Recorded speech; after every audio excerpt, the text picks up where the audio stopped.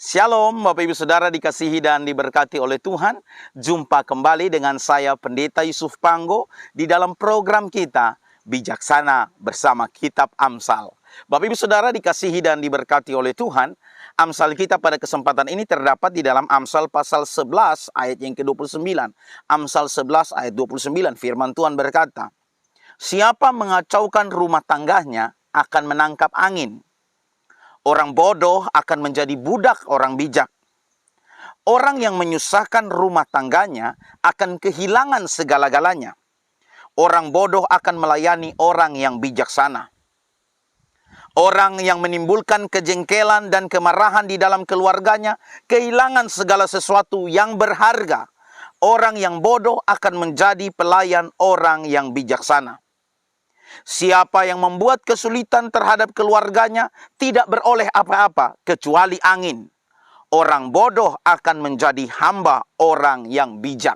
Bapak Ibu Saudara dikasihi dan diberkati oleh Tuhan. Amsal mengajarkan kita pada kesempatan ini bagaimana kita menata kehidupan kita, terusnya kita yang sudah berumah tangga.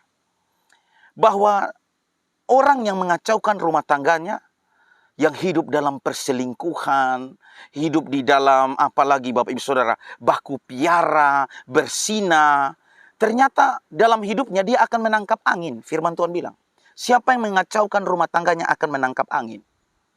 Bapak Ibu Saudara dikasihi dan diberkati oleh Tuhan. Ini orang mungkin berpikir, tidak ada kaitannya mungkin Pak Pendeta.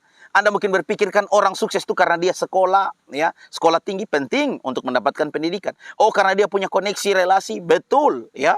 Ada koneksi relasi itu penting karena kita makhluk sosial. Kita bisa dapat pekerjaan dari orang lain. Kalau kita duduk diam di rumah tidak tahu bergaul, ya mimpi saja kita bisa dapatkan pekerjaan, betul. Tapi di balik itu semua, firman Tuhan berkata bahwa berkat itu Tuhan yang berikan. Karena Alkitab berkata bahwa berkat Tuhan yang menjadikan kaya, susah payah tidak menambahinya. Pendidikan kita, koneksi relasi kita, percayalah itu semua juga karena Tuhan yang berkati kita kan.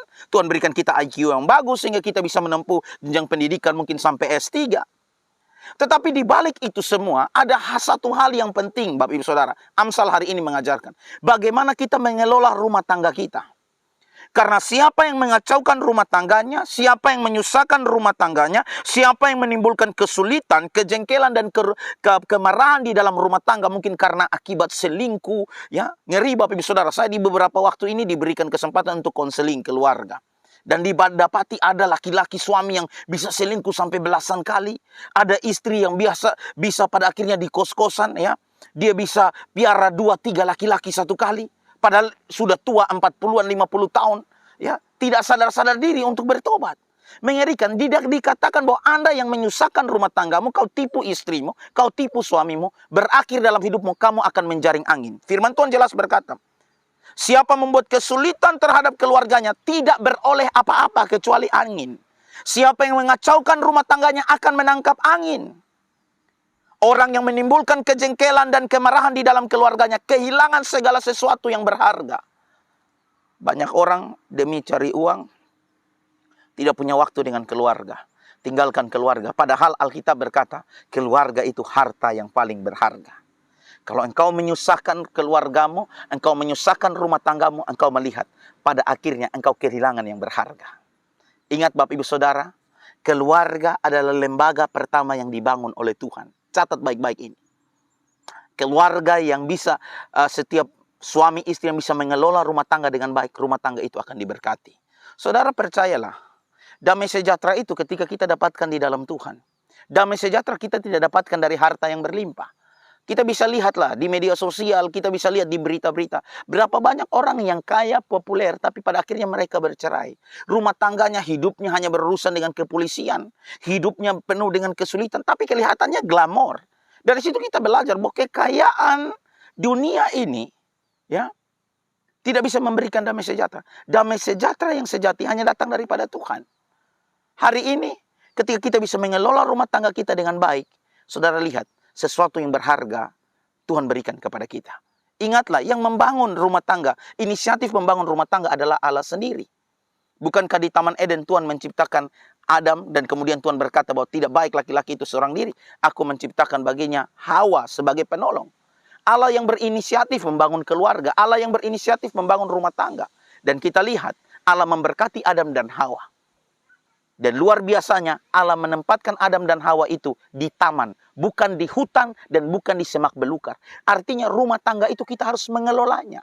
Rumah tangga itu kita harus merawatnya, mengusahakannya. Seperti seorang tukang taman yang menata, merawat taman tersebut. Demikianlah Adam dan Hawa pertama kali Tuhan membuat lembaga keluarga ini. Tuhan tempatkan mereka di Taman Eden. Demikian juga ketika Tuhan mengizinkan kita membangun rumah tangga. Firman Tuhan berkata ada sesuatu yang berharga di dalamnya. Hargai suamimu, hargai istrimu, dan engkau akan melihat. Engkau tidak akan kehilangan sesuatu yang berharga. Jangan biarkan orang ketiga masuk dalam rumah tanggamu untuk mengacaukannya. Karena pada akhirnya engkau akan menjaring angin.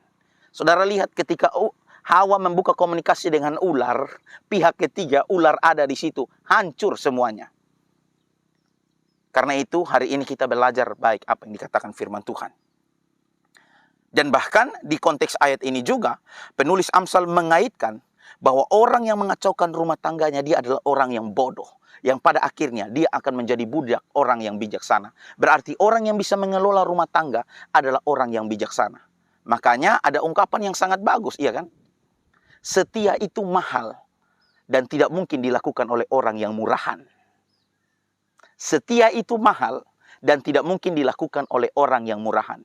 Jangan pernah korbankan sesuatu yang berharga, yaitu rumah tanggamu. Supaya jangan sampai pada akhirnya engkau menuai badai. Engkau menangkap angin. Engkau tidak dapatkan apa-apa. Karena engkau mengacaukan rumah tanggamu. Engkau menyusahkan rumah tanggamu. Engkau menimbulkan kejengkelan, kemarahan. Dan bahkan ya firman Tuhan berkata engkau menimbulkan kesulitan dalam rumah tanggamu. Kehidupanmu tidak akan menjadi berkat. Justru engkau akan menuai angin. Dan mungkin saja badai datang. Karena kita berpikir bahwa kebahagiaan di harta kekayaan, kebahagiaan kalau kita punya selingkuhan, kita simpan perempuan, ya kita atau jadi ya kita simpan laki-laki gigolo, kita biaya hidupnya. Anda pikir hidupmu nanti diberkati? Justru angin yang datang dan badai yang akan merusak. Dan firman Tuhan berkata, engkau mengacaukan sesuatu yang berharga. Dan Tuhan akan ambil itu semua daripadamu. Dari kebenaran ini kita belajar bersama-sama. Mari Bapak Ibu Saudara, kita kelola rumah tangga kita dengan baik di dalam takut akan Tuhan. Dan percayalah, kehidupan rumah tangga kita akan diberkati oleh Tuhan. Karena firman Tuhan jelas berkata, berkat Tuhanlah yang menjadikan kaya, susah payah, kerja keras, tidak menambah harta. Kiranya kita menjadi bijaksana di dalam hidup ini. Marilah kita mengelola rumah tangga kita di dalam takut akan Tuhan. Seperti Tuhan menempatkan Adam dan Hawa di taman yang harus dirawat, dikelola. Dan bukan di hutan ataupun semak belukar.